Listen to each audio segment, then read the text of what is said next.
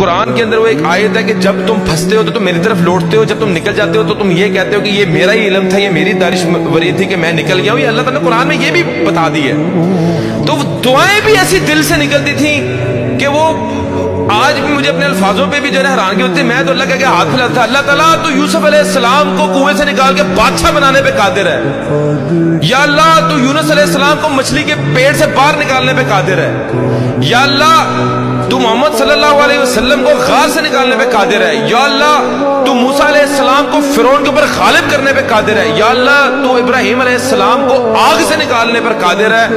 یا اللہ میرا مسئلہ تیرے آگے کیا ہے؟ 1.5 مہینہ مجھے آج بھی یاد ہے، 1.5 مہینہ، اور جس چنگل میں پھنسا تھا وہاں سے آزاد ہو گئی، میری 100% ریکوری ہو گئی، میں بالکل ایزی ہو گیا۔ تب میرا یقین پختہ ہو گیا کہ میں نے زندگی کے اندر کبھی کسی مخلوق کے آگے کوئی ہاتھ نہیں پھیلانے، کبھی کسی کو کام نہیں کہنا۔ جب میرا رب چاہے گا میں رب کو کہنا ہے، میرا رب چاہے گا ہو جائے گا، نہیں تو کوئی مسئلہ نہیں۔